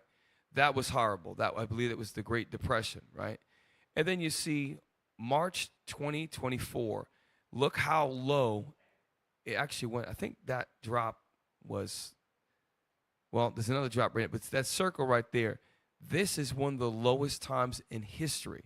So when you track this, when you look at all of the way that Brics is going to a different currency, all these key identifying markers financially are showing that they can predict the drop. That guy, I forget his name, but he predicted 2008 recession in 2003. He's predicting, Ron Paul, he's predicting that the U.S. will lose global reserve currency and the dollar will fail. We are coming up on that right now. So just be very mindful. Play on. This data is stunning. This is a tragedy. People are done. Bidenomics is devastating American savings accounts. Just look at this. The savings rates under Biden compared to Trump. These are astonishing numbers, guys. Americans are just scraping by, selling off what they own and moving in with other people who've also tapped out of their savings. No savings, no 401k, not even enough to cover an emergency. She sold her home and with 2 other women bought a smaller one, living together to save money. Thank you very much. How has that been? Well, it's been a matter of life and death. Yeah, they've completely tapped out their savings. So now white folks are going to know what it feels like to be black. They're going to learn how to struggle. they're going to learn and they're not going to be comfortable. And what's going to happen is, and when this happens in Europe, they're going to say, hold up, all this policy you're dictating from way across the ocean, and you are not being affected, but there's going to come a time where that this is going to happen in this country. And we've been dealing with it for hundreds of years, but if it's going to get hard for white folks, it's going to get even harder for us. This is why we have to come together. You brothers and sisters out there, you need to become as debt-free as you can. You need to have things, get land if you can. Be wise about it. Okay, don't have mortgages on your properties if you can. Get cars that you can fix, that you can actually have reliability. Grow your own food. Do things that when tough times come, you can. We have our very own Officer Micah has started to incubate quail and chickens. That's a huge thing that's going on. He's able to reproduce life. All praise the Lord. And that's stuff we can eat. We started here, all right? Thank the Lord for the spirit of certain brothers on us to help, because there's going to come a time where we can depend on that to eat. Why? Because we're able to control that cycle. The Lord gave us the ability to do that. So, y'all brothers, get ready. Get ready, get ready, get ready. Is that it on that? I think that's it. Okay. Play on. It should be like 1 more minute. Pay medical bills, keep a roof over their head, pay for the same types of food items that they were able to pay for 4 years ago, and the prices are now doubled. This is the poor. This is the middle class in the United States. They have nothing left, no savings. Another big data point that we just got this week is the white-collar jobs data. Those that fuel the middle class are plummeting, a very reliable sign of a major slowdown. So this economy is in a free fall, despite what Karine Jean-Pierre at the White House press briefing room is telling us. And the Fed will need to cut interest rates soon to help stop the collapse and help the American. Yes. See, to the point of that video, anytime you start to see stuff like that happens, you can bet your bottom dollar that there's a war coming. That's what stimulates the economy. When stuff starts to go down, war brings money. Mm-hmm. A war is going to pop off, and it's going to be something huge. And we better be ready, because right now the U.S. has got a lot of enemies. They have Ukraine. They have all the Arab nations that are coming against Israel. They sent billions and billions and billions of dollars to support Israel in their destruction and slaughter of a race of people. Let's call it what it. The Arabs are a race. They're genocidal. They are strategically, genocidally, if that's a word, eradicating a race of people. They happen to be Palestinian, but they're Arabs. They're a nation of people who are Ishmaelites, and they're destroying them, and they're doing it openly, and they're not getting held accountable in the court of world law. Why? Because the white man runs this earth. Job 9:24. All right, last but not least, before we go to Law Back Attack, go to former Colonel Douglas McGregor. I have 2 timestamps. He's going to tell us, actually, in the interest of time, do this. Forget about the first timestamp. Go to the second one. I'm not going to have time. The second one is better. It's like 30-something. Douglas McGregor, by the way, should be, well, he's not going to, he doesn't, he should be, and same with Scott Ritter, these guys who were lifelong military officers who fought in wars, who went to these colleges and war colleges and actually understand the politics and the geography and the people's culture. These people in Washington, they don't understand what the hell they're talking about. And this guy, like I said, this guy is going to tell us what, and this is a judge, by the way. This judge here is actually brings a lot of very strategical military thinkers on his show. And that's why I like this show. Go ahead and play.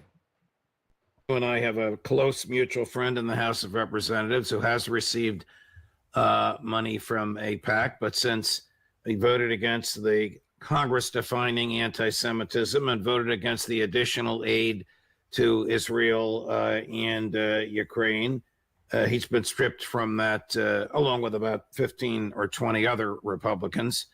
Mostly translation, white people who were voting for Israel for everything said enough's enough. They did not vote on the anti-Semitic literature definition, and they did not vote to give more aid to Israel. Now they did not. Now they were AIPAC was funding them. Now they lost funding and they got put on a. And these are conservative white Republicans. This is to show you that Israel, they control the U.S. government. I'm telling you, they have influence and their hands run deep into the White House policies. They are dictators of the policy. Okay, Biden is not in control as much as he may want to try to think he's in control. Well, we know God's in control of everything. Play on. Arian, he's been stripped from that website. No, you know, Judge, there is one other aspect to this thing that has to be mentioned. There are many people in Washington that regard Israel as an extension of our global military hegemony. Now, I regard that as utterly delusional. I'm talking about global military hegemony. Anybody who thinks they can dominate the world in military power or economic power or anything else is delusional. Pause. And this is the point, is that's what the U.S. has done, not only with their military, what we saw in Patient Saints, we've covered here many times. The U.S. has over 845 military bases and throughout almost every part of the planet Earth, which is more than all the countries of the world combined, okay? But he said something heavy. He said we try to control countries with our economy, with our economics. That's why earlier there was a guy, a white man, a good proper white man from Belarus that says that their money is attached to a piece of paper. And he was from Belarus. He says there's many countries realizing this, and we do not want to do business. Even this is why when you read Isaiah, it says, is this the man that did weaken the nations? All of these things are happening. Why? Because the white man oppresses his own people.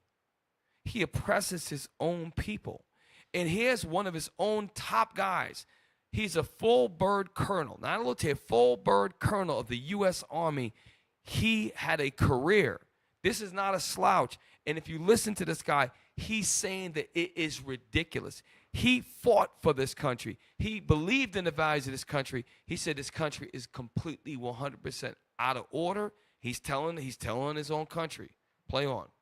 A lot of them inside the Beltway that very much feel that way.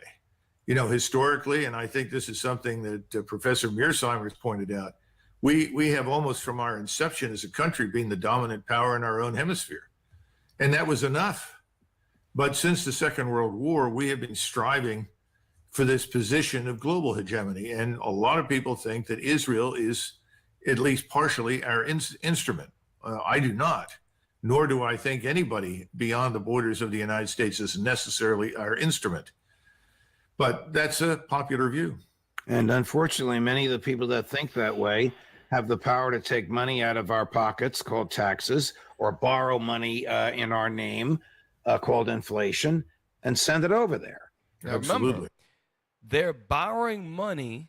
Rewind that part again. This is heavy because remember, the Federal Reserve said earlier, we read the 5 bullet points.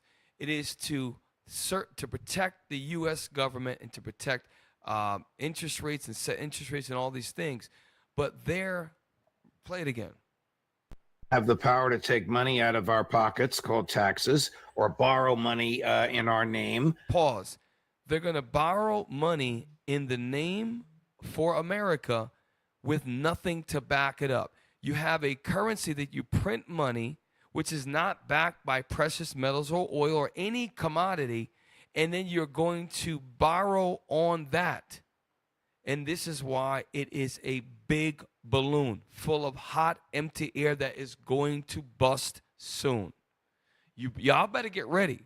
And you should be worried about this is what you should be worried about.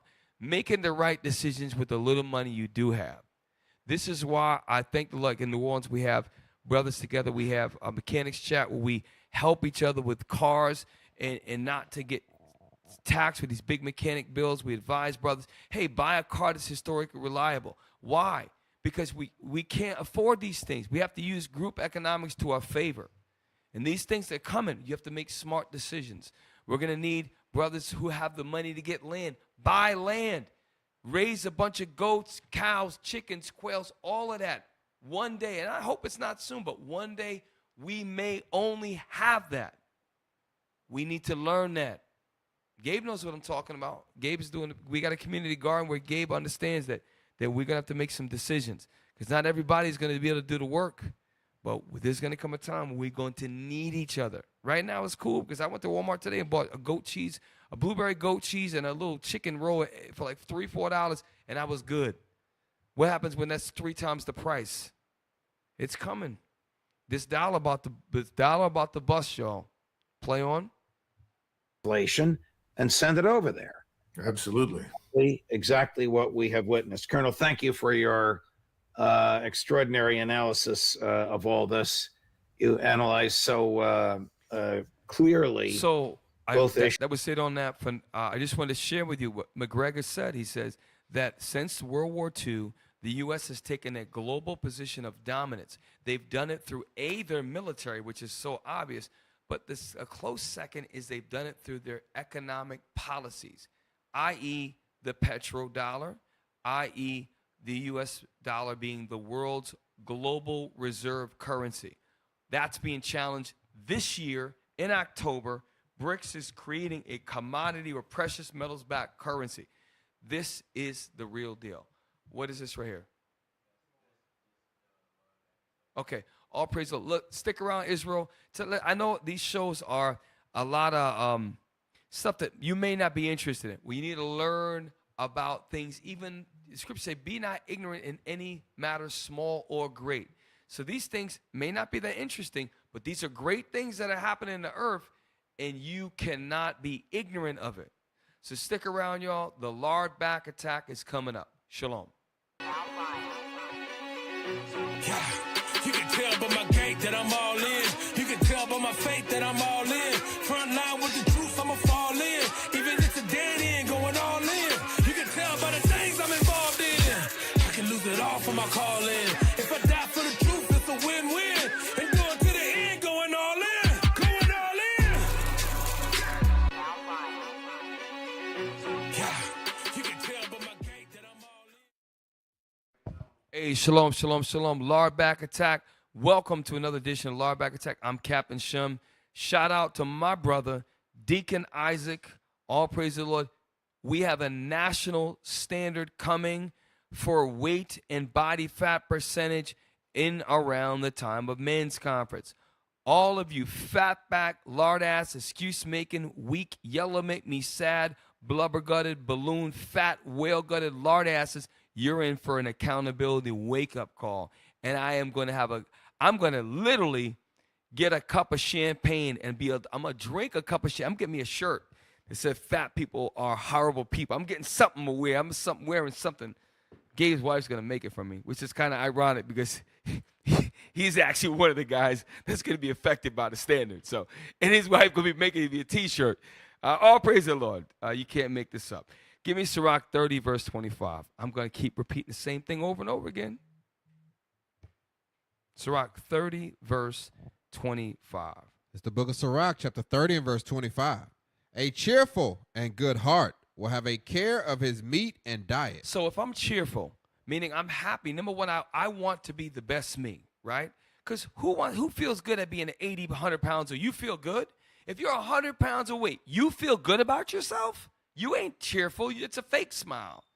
Secondly, if you have a good heart, you realize what makes a man good is these scriptures, these commandments. There's so many different laws, precepts that connect us how to fix our health. And this is, I'm just going to keep beating you in the face with it, proverbially speaking. You have to have a care. You have to care about what you eat and the way your lifestyle, your meat and diet. And many of you brothers and you sisters, you don't care. So guess what? A policy, and guess what? If you want to remain a walrus-looking fatback larder, that's fine. You can do that. But the standards put in place, if you're going to go to certain places, you're going to do certain things, you're going to have a respectable, reasonable standard. They got that in stupid Esau's military. They got it in all these different organizations, even Chinese car companies out there, group exercising. Okay? So we should be able to do that. The greatest people on earth, Deuteronomy 7:6 says we're above all people. So, well, unfortunately, we're actually above all people in the obesity statistics too. But so how can we be the greatest people on the planet Earth, but we're the worst in health? That doesn't, the math is not adding up. Proving that you lard asses, you are gluttonous. You're gluttonous. You're gluttonous. That's not a good work. So get me Sirach 31. A couple of scriptures. I got 2 videos, and we're gonna be done. And you lard asses, I might one day be able to do away with a lard back attack. That's my goal. My goal would be is I can sign off on a lard back attack because almost all of our men are going to be below a body fat percentage, and we're not going to need this anymore. And then we're going to focus on the women because all we're going to do is just point and just start calling them out. You got to fix this. And when they run their mouth talking about, they're going to have nothing to say because the men fix it first. And the smart sisters out there, a couple of you send little emails and this and that.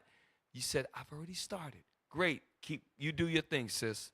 All right? Because the sisters got a long way to go. Read. The book of Sirach, chapter 31, verse 16. Eat as it becometh a man. Those things which are set before thee. I keep saying the same thing over and over again.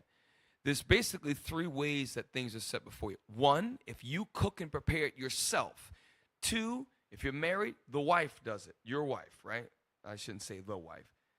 Your wife. Your wife does it, right? Or number 3, you're going to an eatery where someone else is preparing your food. All 3 scenarios, you can control what goes in your mouth. The reason why you don't do it is because you don't care about yourself. Because you've been in truth for 10 years, 12 years, 15 years, even 3 years, and you're the same way or more, you have not fully repented. You just don't get it. Because, yes, we put away pork. Yes, we don't go to the club. Yes, we don't get drunk. Yes, we don't beat our wives. Some things we did in the past. Yes, we do not celebrate Christmas, Halloween, Easter, all of that, Mother's Day. We've stopped that. But yet, you ignore all the other things that God gives you wisdom on. And shame on you. You should be embarrassed. And it's not my fault. It's your fault. And if you don't fix it, you're going to be held accountable. And that's when a lot of brothers, when you take something away from them that they cherish, that's the spark they need to fight to get it back. And if you don't fight to get it back, I don't want you next to me. I want you next to me. You can't even bring to a certain standard to help your brothers. You're a liability, and it's a problem. I know it sounds a little bit harsh. Read it again. Eat as it becometh a man. Those things which are set before thee. Come on. And devour not. So to devour means you are insatiable. You have gluttonous ways because you shouldn't eat your food all fast like a wolf or a lion. Read on. Least thou be hated. Right? And guess what? We're about to read. I got some fat videos. Okay? And there's nothing worse than a lard back. Why? Because they cost the British government billions of dollars. I'm going to prove that in a minute. Play on. Read on. Leave off first for manners' sake. So leaving off really is about being respectful and not being socially awkward and eating all the food. But also, leave off means you don't need to eat 3 times. You can eat 1 time a day. You can do it. I know a brother lost 120 pounds in 7 months eating 1 meal a day. And then other brothers doing water fasting in between. Why? Because they have a bunch of food on their fat, giant guts and midsections. It's called stored energy. 1 pound of fat is 3,500 calories. You lard asses can eat once a week and be 100% fine. Just have to have water, electrolyte powder, some salt, you'll be fine. Okay, the grizzly bear principle, lard ass, read on. And be not unsatiable, lest thou offend. That's gluttonous. And you offend me when you're 150 pounds. You're offensive to us people that are in shape. Okay, now, got the formalities out of the way. Please play the British video. Fat people are twice as likely to be off work sick. Obese staff are 2.5 times more likely to have taken at least a week off due to ill health over the past year compared to those who are not overweight. And this is revealed in a report by the European Congress on Obesity. Pause. So I didn't say this. The European Congress on Obesity got together a bunch of smart white folks, and they had a meeting because fat people are destroying the economy. They're costing the workforce billions of dollars. Why? Because they are, I'm making a joke out of it, but they are literally sick. Their bodies are sick, and they're causing more call-outs, even in the blue and white collar. They've got staff, and then they've got workers. It's across the board, okay? And it's causing a problem. If it's causing a problem in Europe, guess what? It's damn sure causing a problem in the United States. We're almost done. Play on. Congress is in Venice, and it's described the UK as among the worst offenders in this area. A record 2.8 million Brits are currently permanently signed off due to sickness, and this sick note culture is costing us a staggering is estimated to cost us 33 billion quid a year. So really, and by the way, all of these trends that you see taking place, they all are in the richest countries on the planet Earth, i.e. the UK, other parts of Europe, and the US. These are the fattest countries. And what it means is you Israelites, you black people, you're following your enemy. It says, never trust thy enemies and choose none of his ways. You've chosen to eat like your enemy. Our forefathers were never supposed to be like that. It talks about one fat Moabite in the scriptures. We don't read about fat Israelites, okay?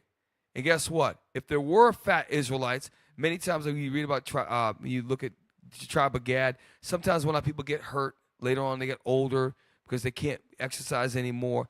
Okay, you might have that later on. But our people were fit. Our people was in shape, okay? So we got to come back to that. And tough love is coming down the pipe for you men. So what's going to happen is the weak ones, they're going to eventually fade to black. They're going to be sitting. They're going to get fatter and fatter and fatter, and they're going to be held accountable, and they're just going to sit back, and they're going to fade all away because they're gluttonous and insatiable.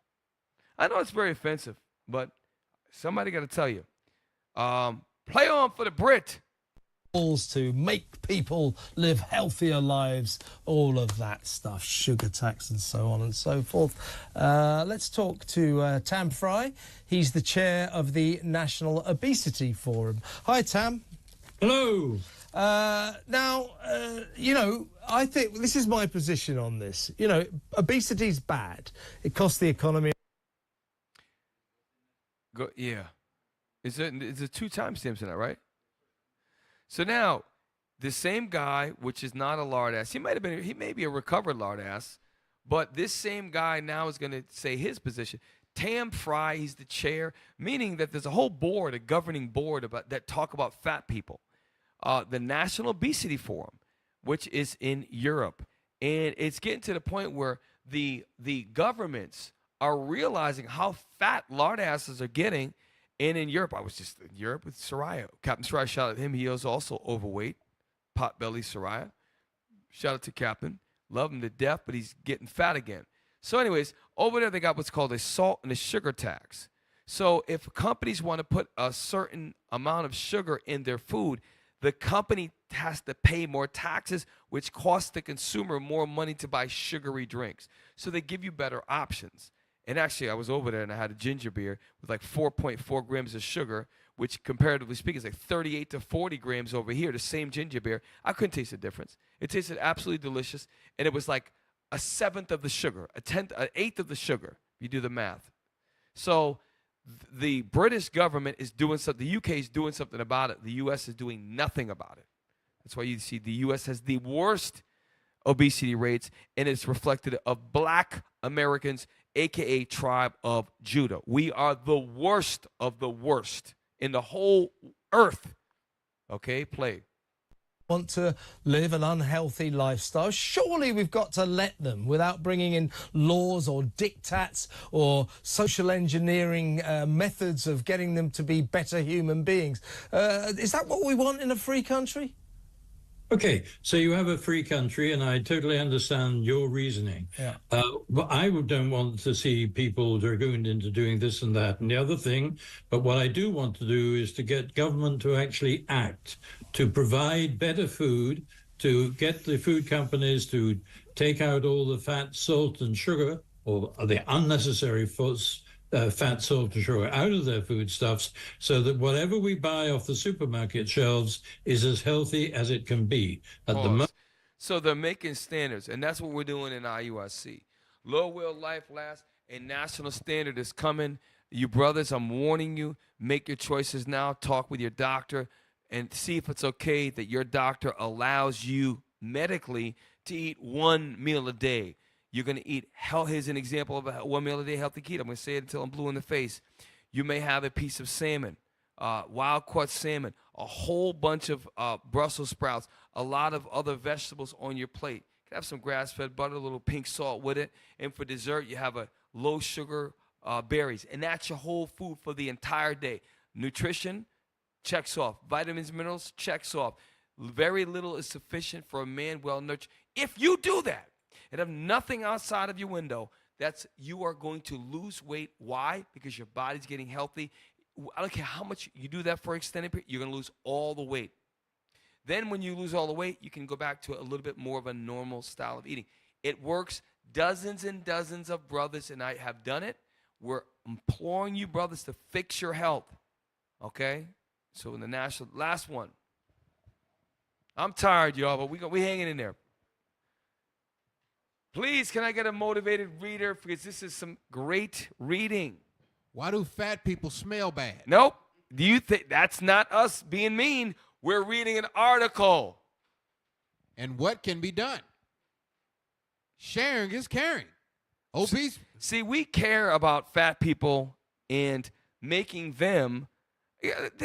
I just found this online. I did a comprehensive search, and I am just pointing. By the way, skinny people obviously smell too. Okay, Right. We get it.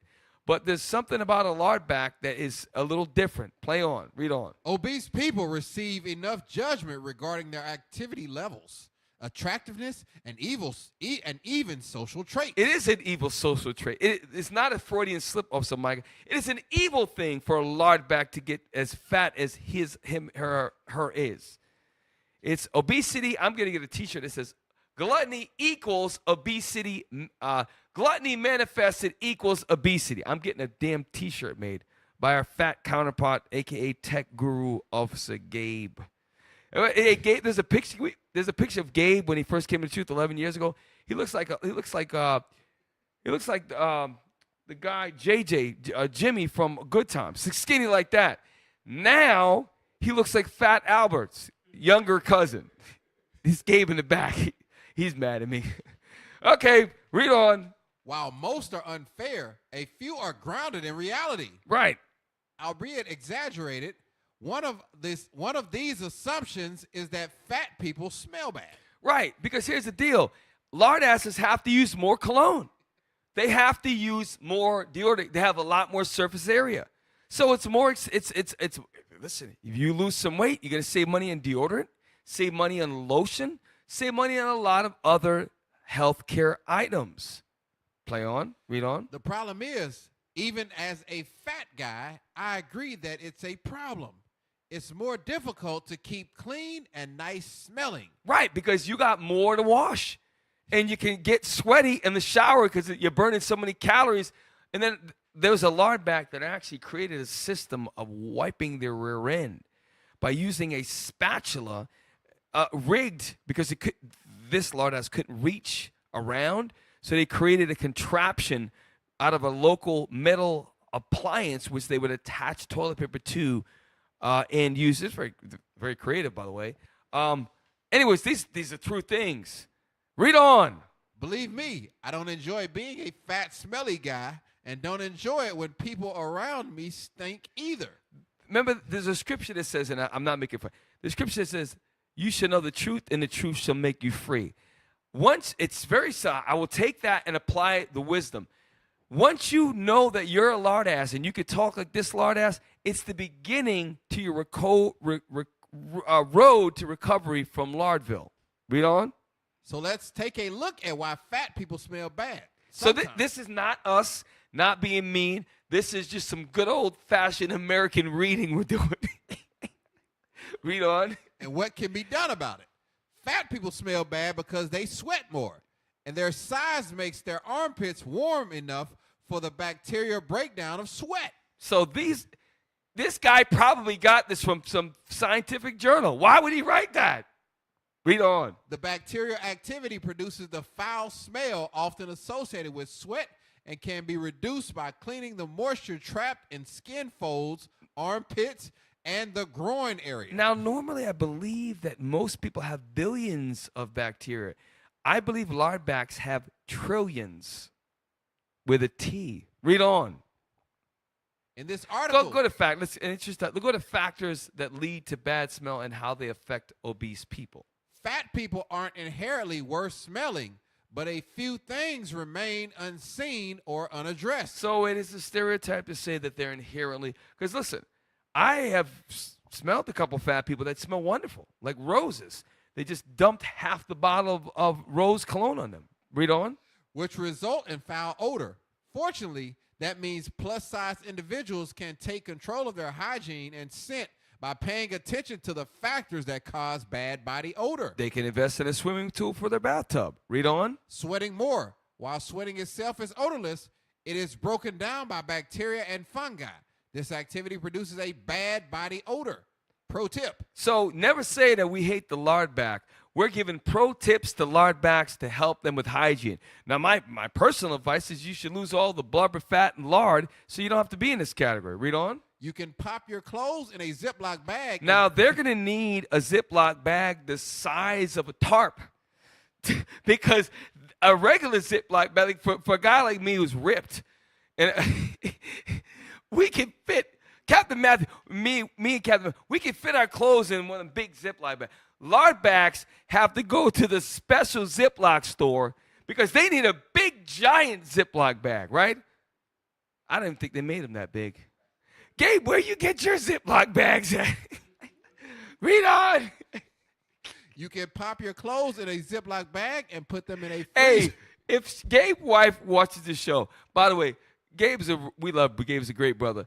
Gabe's wife is one of the nicest sisters, Sister Shemai. Sister, don't take it personal. I love your husband. I want him to lose the weight.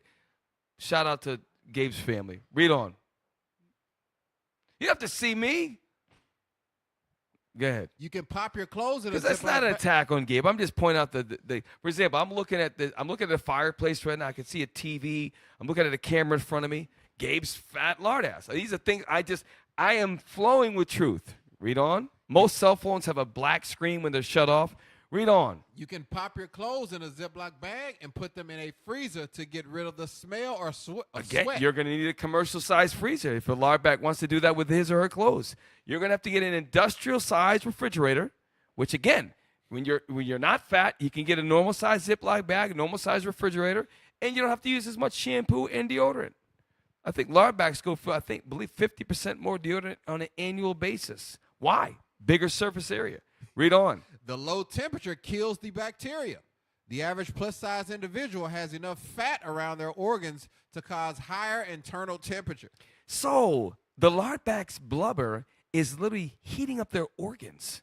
These things ought not to be so. Go down to warmer temperature. Warmer temperature. I'm sorry. Let's just go. How fat people can smell, but we're giving 3 tips. So this is not a hate campaign against the lardback. This is we want the lardback to be able to manage until they can lose all of the weight. Here's some pro tips for lardbacks. Share these with your fat friends, would you? How fat people can smell better. 3 tips. Use an antiperspirant. As you can see, a portly gentleman there looks like he might have did 3 squats. Perhaps 5 to 6 side straddle hots, a.k.a. jumping jacks. Pretty much knocked him out. Read on. An antiperspirant is something to be used as an occasional remedy. Antiperspiring produces like certain dry blocks, sweat glands for up to 24 hours. So you lardbacks that use deodorants, you should perhaps switch to antiperspirant. And you're going to be rubbing it on it for a while because you got a lot more. Your armpits are much bigger than other people's. Read on. Constant use can lead to toxic buildup inside the body. So this should be reserved for special occasions like first dates. Or your trip to the fast food smorgasbord when you go hit I think it's fast food melee, y'all call it. When you hit up like 7 to 8 eateries in one night, you plan it on your calendars. Read on. Use a cold spray. Finally, you can use low temperatures to kill the bacteria. Also, Micah, you're depriving the lard back of number 2. number Let's 2, not my do that because they need every tip they can get. I think I see Gabe writing some mental notes over there. Number 2, use citric acid, lemon juice. Citric acid kills bacteria, and lemon has plenty of it. So if you see lardbacks going to get lemons, just give them the tip. Hey, listen, instead of eating that, making a lemon meringue pie lardback, take that 3-4 of them per pit. It's going to help you out. Read on. You can squeeze fresh lemon juice and bottle it up in a tiny spray bottle. That's not true. That's a lie. They would not bottle it up in a tiny spray bottle. They'd probably use a regular size spray bottle because they got a lot more area to spray. Look, these are all things that we're saying. We're trying. Yes, we're dogging the lard back out. I get it. But it's, number one, it's very fun because it makes me feel better about myself, to be perfectly honest. However, at the same time, it's to spark you all to change. Read on.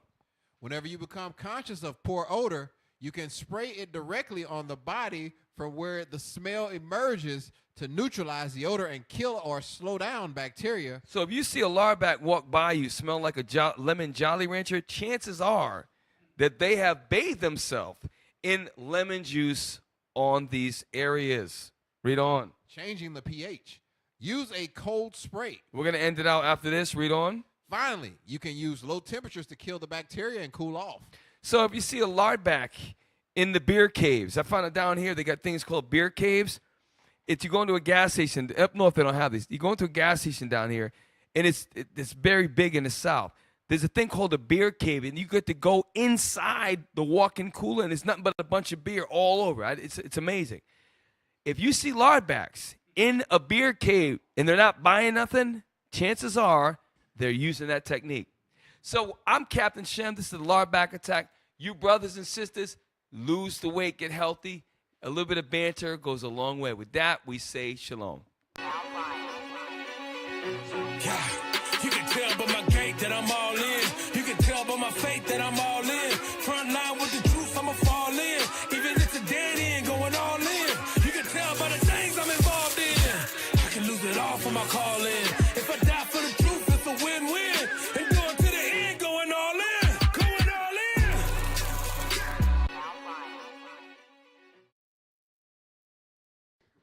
Hey, Israel, take your time and go ahead and scan the QR code, take the survey, and let us know how we're doing.